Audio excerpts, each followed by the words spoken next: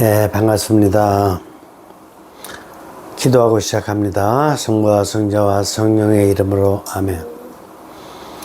성령님, 우리 인간들에게 당신께서 주신 성향의 힘들 어떻게 당신의 뜻대로 잘 성장시키면서 인생을 살 수 있는지 오늘 이 시간 잘 깨달아갈 수 있도록 지혜를 주십시오. 성부와 성자와 성령의 이름으로 아멘. 오늘 교재 인간 형성 45쪽입니다. 45쪽.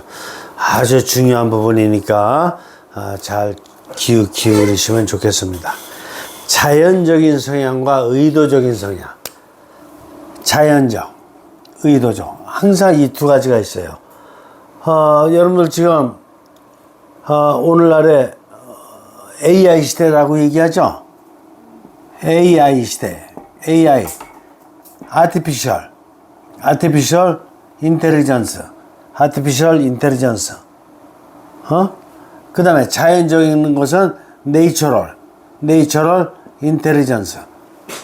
그러니까 하느님에 의해서 선형성 때 받은 능력 그대로다 사는 것은 자연적인 거야. 내추럴.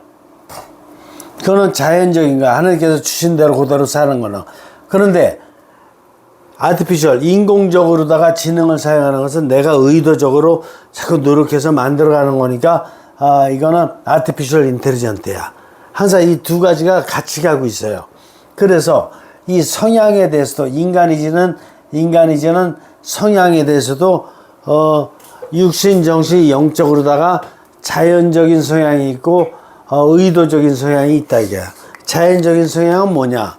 자연적인 거예요. 이 세상에 태어나서 그 다음에 5살 되면 요 정도, 10살 되면 요 정도, 15살, 20살 이렇게 되잖아요. 근데 의도적인 성향이 뭐냐? 가만히 둬도 그렇게 성장은 하는데 의도적으로다 내가 더 어떤 걸 더 노력할 수가 있어요. 그죠? 내가 운동을 더 좀 이렇게 노력할 수가 있고, 공부를 더 좀 노력할 수가 있고, 이런 여러 가지를 노력할 수가 있어요. 그러면 의도적으로 노력하는 만큼 또 그만큼 어떤 성향이 생겨. 그죠? 자, 일단 보죠. 성향 형성에 서로 마주보는 이대극. 항상 양면이 있는 거야. 그래서. 자연적인 면이 있고 의도적인 면이 있는 거야. 여러분들 지금 그 두 가지를 겸해서 성장해 왔어요. 성향 형성은 두 대극인 자연적인 성향 형성과 의도적인 성향 형성을 포함합니다. 그래서 성향 형성은 이 두 가지를 꼭 포함해야 돼. 이 두 가지 중 하나가 탈락되면 성향 형성은 저지당하거나 왜곡됩니다. 이 중에서 하나가 탈락됐다. 없다. 그러면은 어떻게 되냐? 정상적으로 갈 수가 없어요. 그래서 저지당하거나 왜곡돼요. 예를 들어서 자연적인 상태는 그대로 있는데 의도적으로 얘를 학교를 안 보냈어. 얘는 미술에 아주 관심이 많은데 미술 공부를 안 시키는 거야. 얘는 축구를 좋아하는데 축구를 안 시키는 거야. 그러니까 의도적인 게 없어지는 거야. 그렇게 되면은 얘는 삐뚤이 자랄 수밖에 없게 되는 거야. 특별히 인간적이거나 영성적인 형성을 말하는 것은 인간 삶이 초월적 차원 단독으로만 되지 않음을 의미합니다. 인간적이거나 영성적이다 라고 하면은 인간적 그리고 영성적 이렇게 얘기할 적에는 초월적인 것만 갖고는 안 된단 말이야. 왜냐하면은 초월적인 것은 이게 잘 되는 것만 생각하는 거거든. 육신이 잘 되는 거. 예를 들어서 축구를 잘하는 것만 생각한다. 그런다 그러면은 축구만 잘해가지고는 인간적이 돼야 안 돼요. 안 되지. 자칫하면 반칙만 하고 참, 영성적이 될까, 안 될까? 안 되는 거야. 욕심만 생기고. 또, 이게 이제 공부를 한다, 이거야.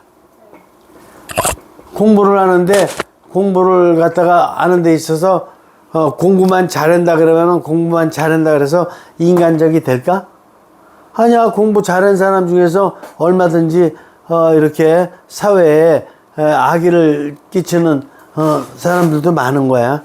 또, 영성적이 될까? 아니야. 공부 잘하는 거하고 영성적인 거하고는 또 상당히 많은 차이가 있어요. 그래서 아무리 공부를 잘하고 축구를 잘하고 어떤 재능이 있고 뭘 잘한다 그래서 그 참 인간적이거나 영성적인 것은 아니야, 그게. 그러나 우리가 지금 목표로 하는 것은 어떻게 하면 참 인간적이며 참 영성적으로 살 거냐. 이게 우리가 가고자 하는 목표의 본질이에요. 초월적, 영적 차원은 사회 역사적, 육신적, 정신적 차원들과 고립되지 않습니다. 그래서 인간적이며 영성적인 차원이라는 것은 육신, 정신, 영과 그리고 사회 역사, 사회 역사적인 차원과 이거 육신, 정신, 영과 사회 역사적인 차원과 고립되지를 않는다는 거야.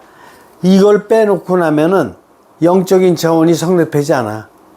영적인 차원이라 그래가지고 영 단독으로만 영성생활이 가능하냐? 그렇지가 않은 거예요.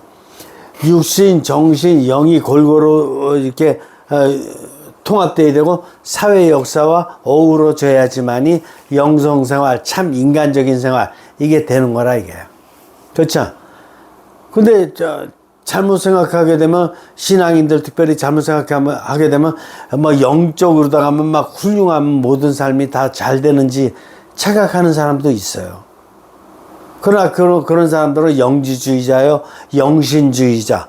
에서 얼마든지 잘못된 삶으로 빠져든 사람이 될 수 있다. 인간적인 영성적 정성은 영의 비추임 속에서 이 모든 차원과 연결되어 있다. 그래서 인간적인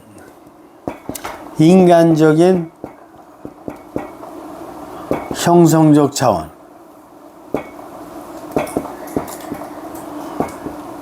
그러니까 인간적이라는 게 굉장히 중요해요.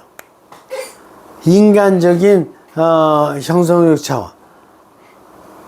그러니까 인간이라 그러면은 영만 가지고 되지가 않아요.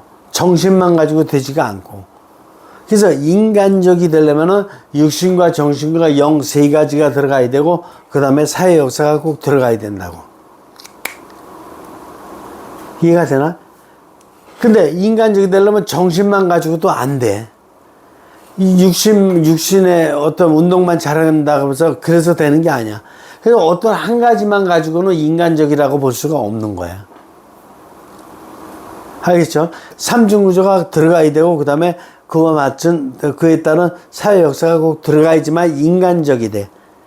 그 다음에 영성적, 형성적이 되고. 이 전개가, 이 육신, 정신, 영과 사회 역사와의 이런 전개가, 개인의 초월적인 갈망과 영감들의 영향하에 자유롭고 조화롭게 발생하는 것을 영성적인 형성이라고 합니다. 영성적 형성이 뭐냐, 그래서 이게 육신, 정신, 영, 그 다음에 사회 역사, 이 네 가지가 하느님과의 관계에서 소통이 잘 되는 거. 육신, 정신, 영, 사회 역사, 이것이 하느님과의 소통까지 잘 되는 거. 그래서 갈망과 여태까지 영, 정신, 육신, 사회 역사가 연결됐던 것을 하느님과 갈망을 드리고 그 다음에 영감을 받으면서 이 소통이 잘 될 적에 우리는 인간적 형성이라고 한다. 근데 일생을 갖다 생각해 보면 이게 다 잘 됐어요? 회장님 한번 얘기해 봐요. 안 됐죠, 당연히. 왜냐면은 제 위주로 저희 가족만 생각했으니까 사회에 대해 크게 생각 안 해봤어요. 아니, 나의 삼중 구조와 사회 역사와 연결된 건 연결되더라도 또 하느님과 갈망과 영감을 매 순간 드렸어요? 들었죠. 어? 들었죠. 드리면서 살았어요? 매 순간은 아니고 필요할 때만. 그러니까 일생을 생각해 놓고 봤을 적에 이게 영, 정신, 육신, 사회, 역사적인 이 네 가지 차원을 가지고 살다가 하느님께 항상 갈망들고 영감들고 이런 것이 조화롭게 균형 있게 잘 됐냐 이게. 여태까지 인생을 살면서 그런 적이 거의 없어요. 네, 없죠. 없으니까 배우겠죠. 그러니까 거의 없었다니까. 바로 모든 사람들이 불평하고 고통스럽고 갈등 느끼고 힘든 이유는 이것이 소통이 안 되기 때문에 이렇게 되는 거야. 그러니까 결국 참 인간적이며 영성적인 삶을 못 살아왔다라고 볼 수밖에 없는 거야. 맞아요. 이 정계를 강화하기 위해서는 분화와 통합의 서로 상관된 두 과정들과 함께 형성적인 성찰과 입금이 필요합니다. 뭐가 잘해야 돼? 분화와 통합. 이거 잘 되기 위해서는 분화와 통합이 잘 돼야 된다 이게. 분화와 통합.